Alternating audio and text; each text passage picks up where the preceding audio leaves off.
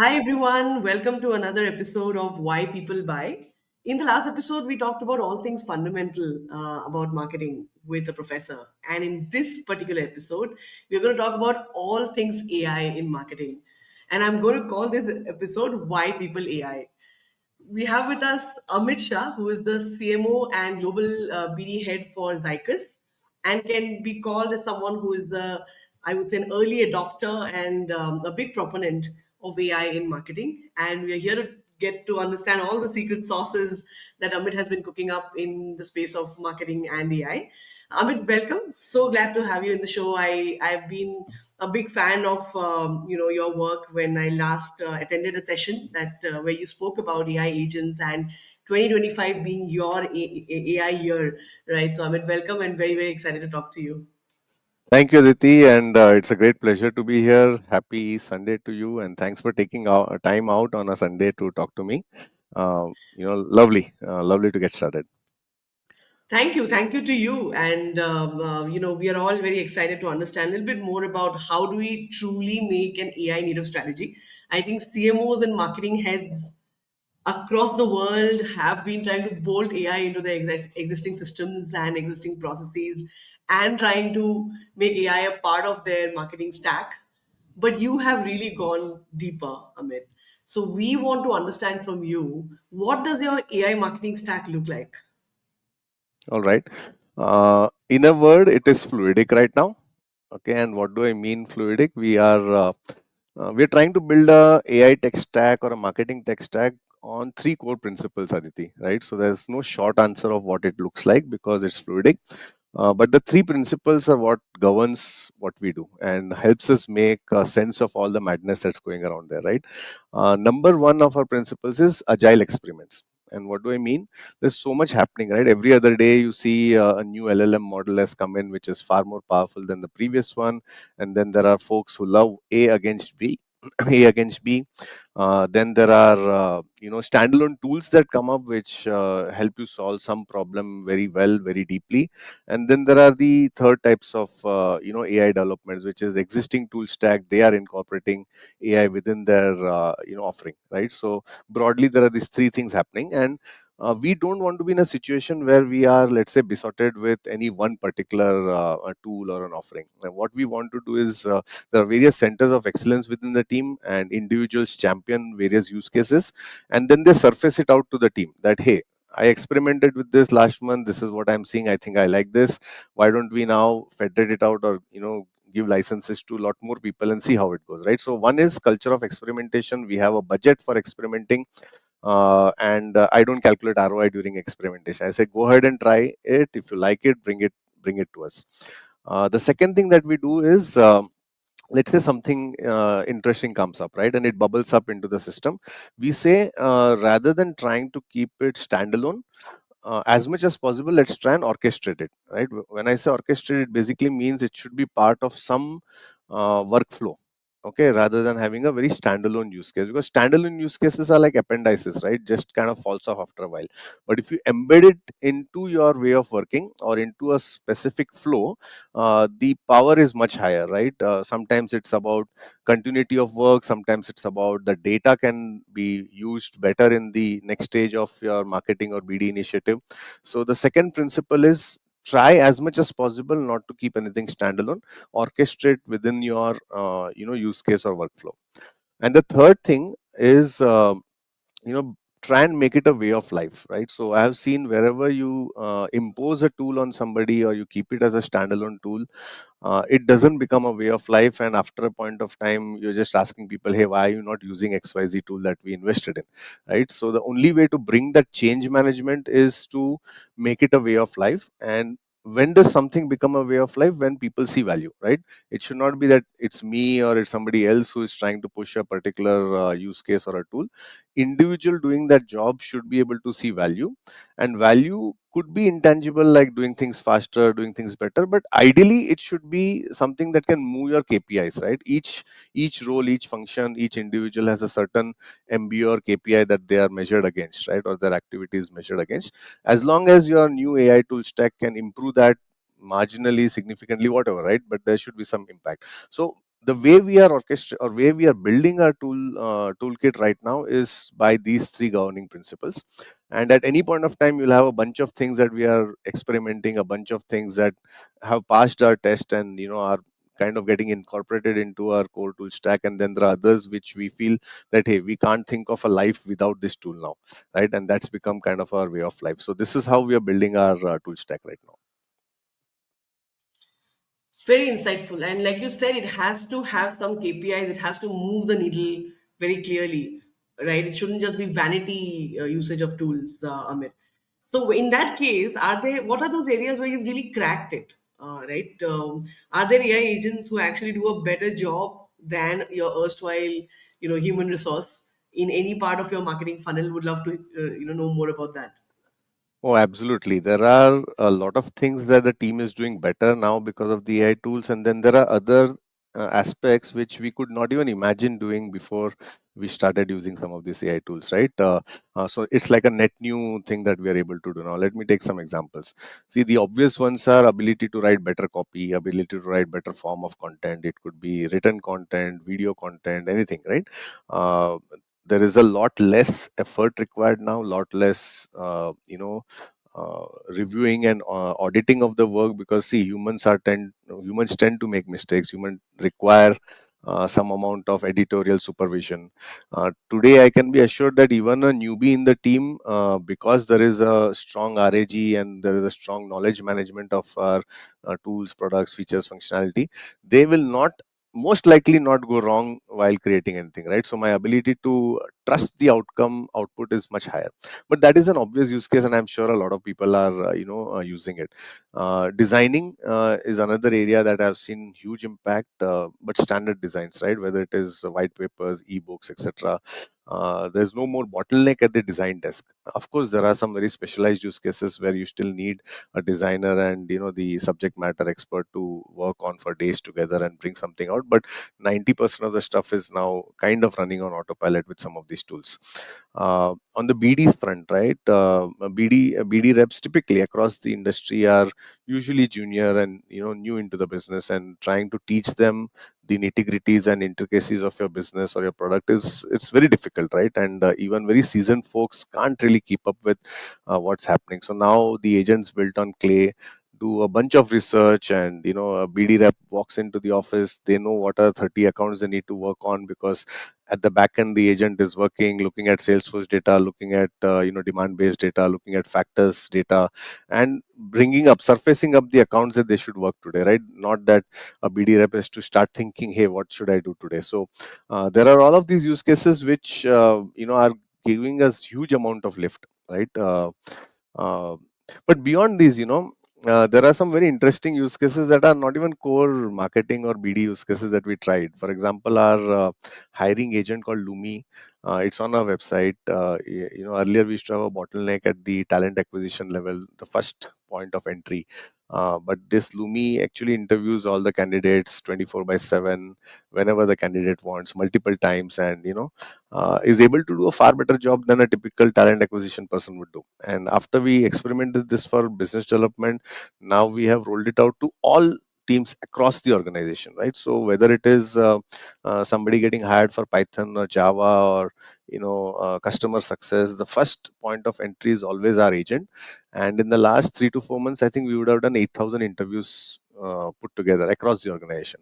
And this is saving us a lot of time naturally and getting us far better L1 interviews. The other agent that we built, and it was very interesting, right? We said, hey, entry level is solved. Can we now aspire to create an agent for our founder and CEO? Okay, because people usually you associate AI with repetitive and basic jobs, but what about the most important job in the company? So it was a fun project. We had our Horizon event, which is our conference last week in Malaysia, and we said, why not create an agent that looks, talks, thinks, speaks just like our founder? Okay, and it took us a couple of months to actually fine tune all the nuances, and of course put a RAG model behind it to make it sufficiently intelligent. And then we said, hey, let us now test it out, put it in the deep end. After Atish's keynote was done, and there were like hundreds of people in the room from different backgrounds and seniority, Atish said, "I'm not going to answer your questions. I'm going to allow my agent to answer them." This is like the biggest acid test or deep end test you could think of, right? And the agent did actually very well, right? And the kind of responses it gave out were largely on the ball, right? There were a few responses that sounded a bit like an MBA student, which is said a lot but did not mean much. But in any case, I mean, we still have to. These are early days, right? And the good thing, Aditi, is as an organization, we believe in experimentation. We believe in pushing the envelope.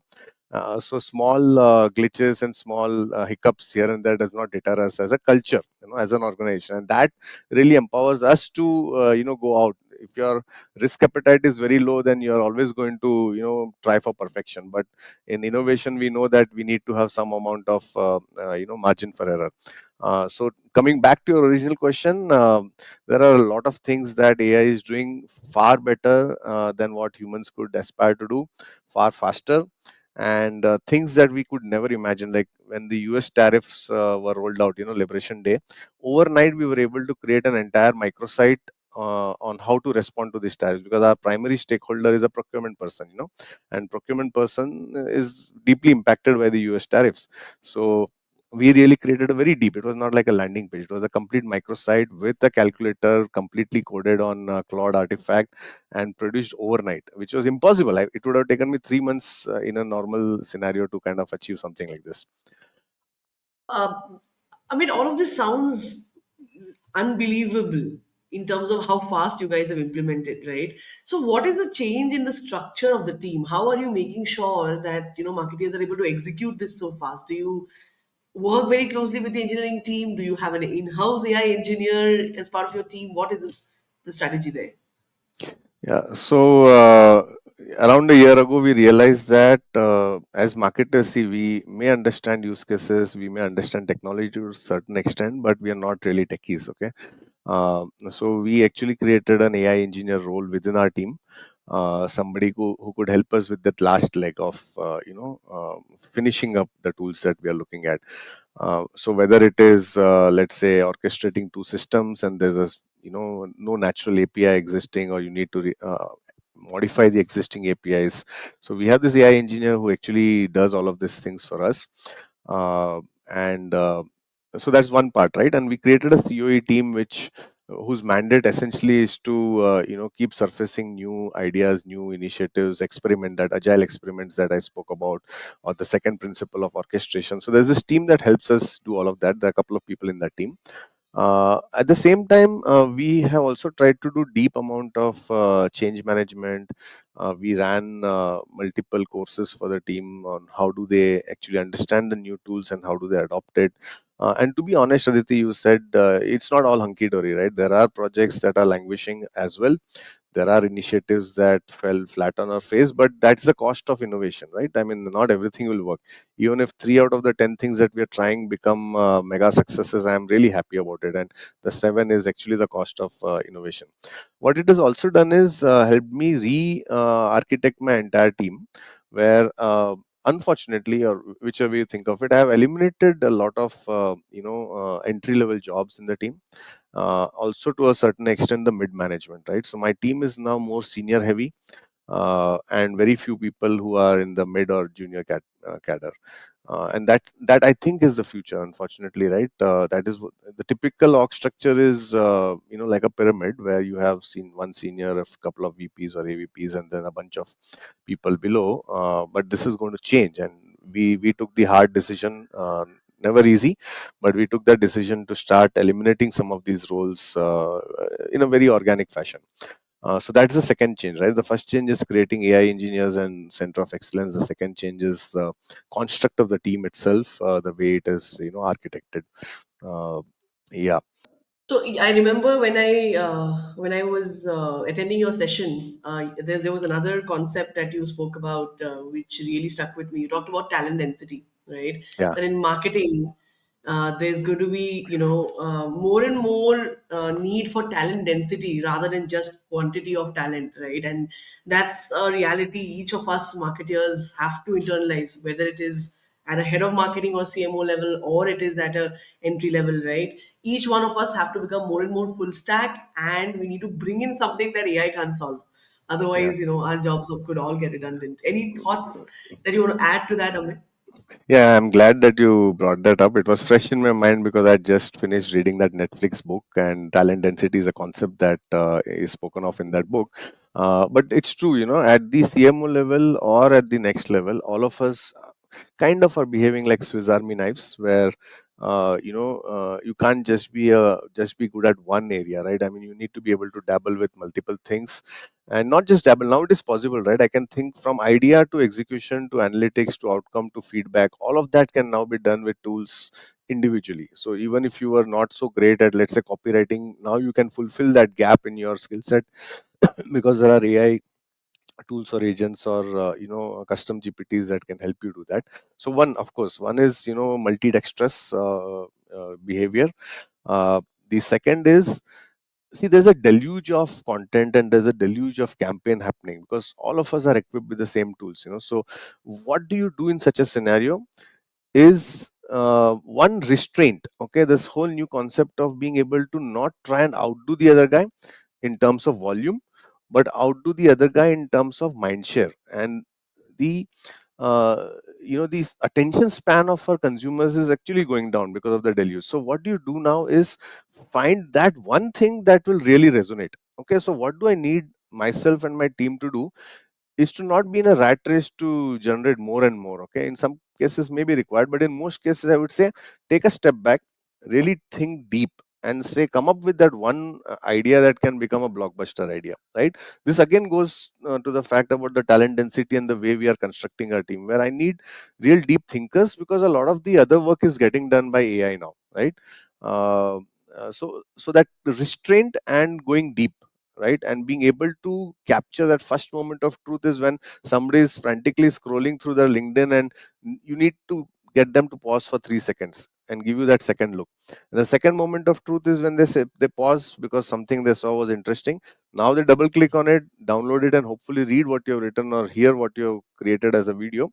And then they say, hey, wow, this really made me think, or this is really useful. I can't wait for Monday morning to really implement this, what Zycus is talking about. I think this is where that whole concept of talent density comes, makes your work tougher actually. Absolutely, and like you said, more and more deep thinking will be required because the low complexity, high frequency jobs are already getting automated, right? Whether Yeah. actually be it in marketing or other functions, but I feel marketing is where the impact is quite high, and I can see that happening not in months but in weeks and days, basically. Amit, my show is called Why People Buy, right? So AI has been able to solve a lot on the, let's say, operations side, has been able to make things faster. But has it also been, is it also playing an important role in, creating insights or generating insights for humans, right? Is there something that an AI agent has given you as an insight which maybe you didn't have before you implemented?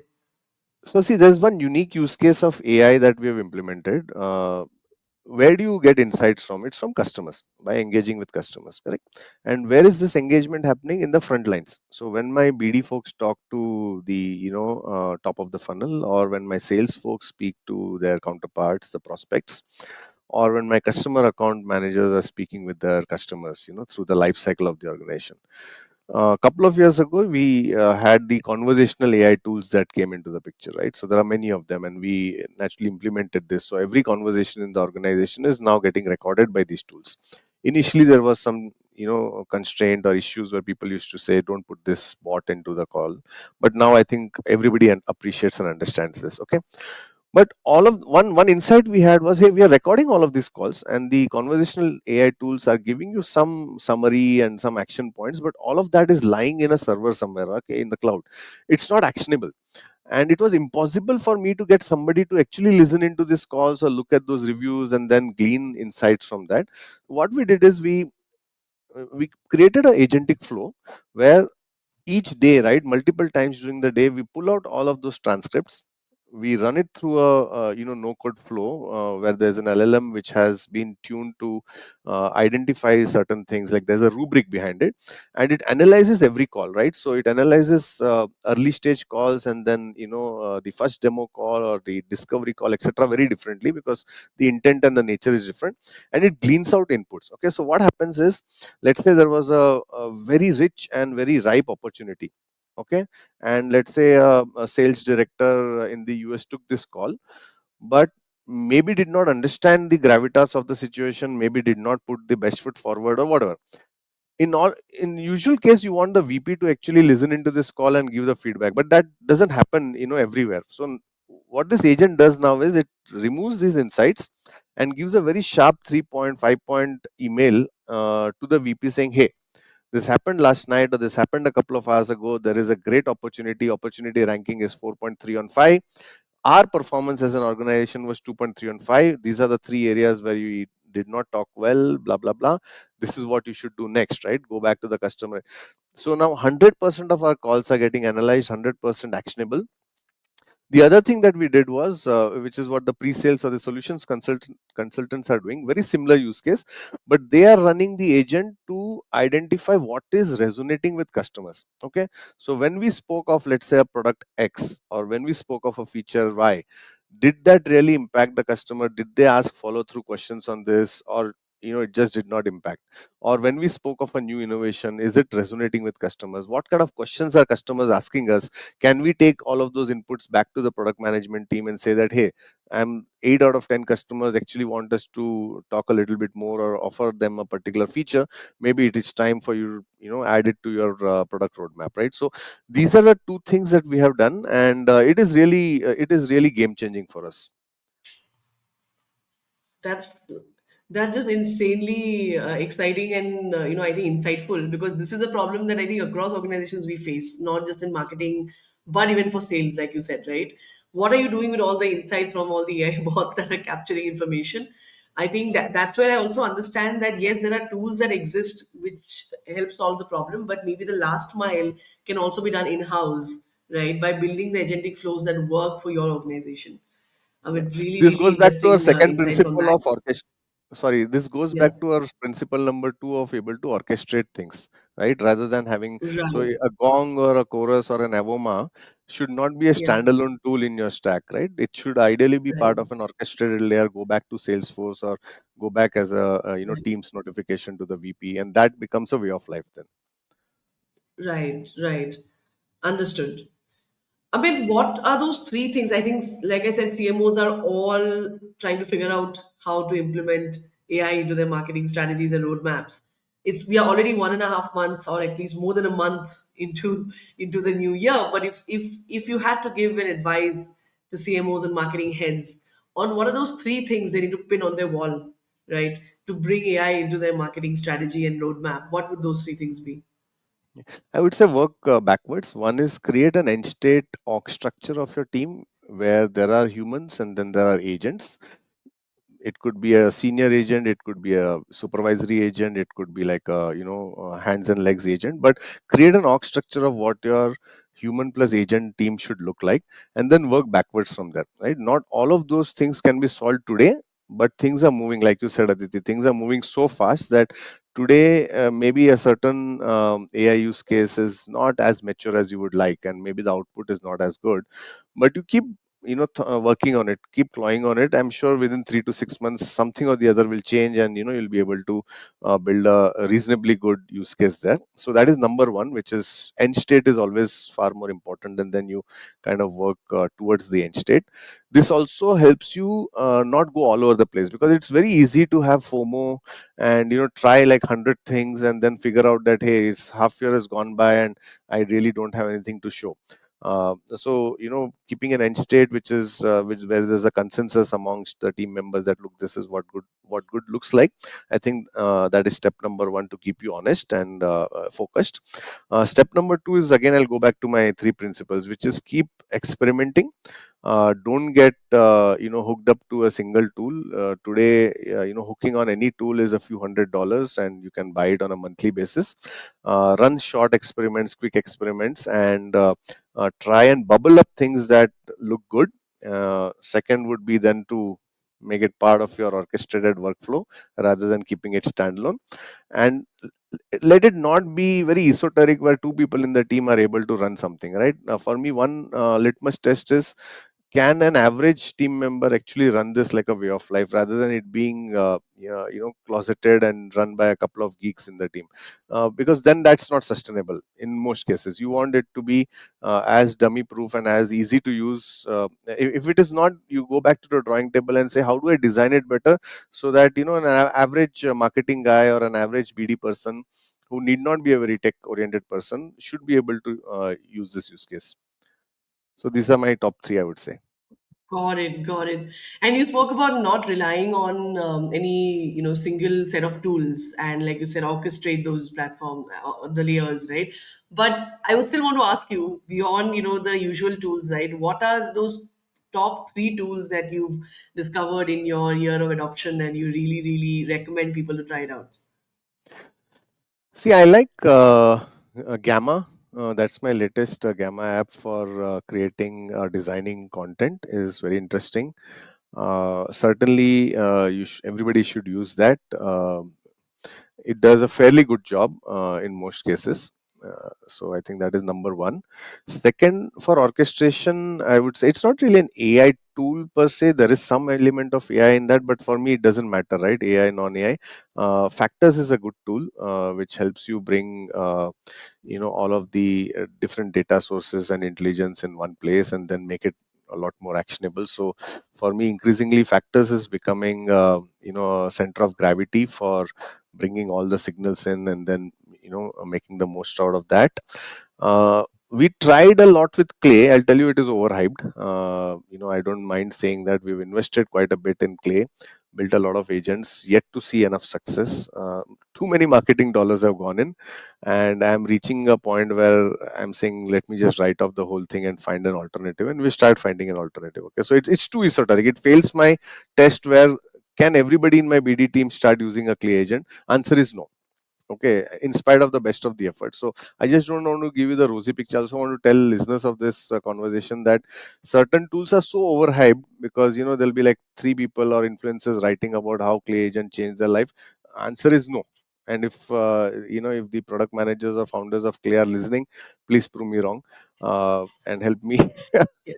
But One yeah, thing Clay has done brilliantly is influencer marketing, I feel. They've just somehow cracked influencer marketing to the extent that everyone, anyone on your feed, right, who's an influencer is there's a talking lot of about you. FOMO, there's a lot of FOMO right now that Clay has created, but it's a good thing. Okay, it actually got the people thinking in that direction, and Yes. it created a market. Now it is ripe for somebody to come and disrupt it. Okay, the market is created. You give a simpler, easier tool, and everybody is going to migrate overnight.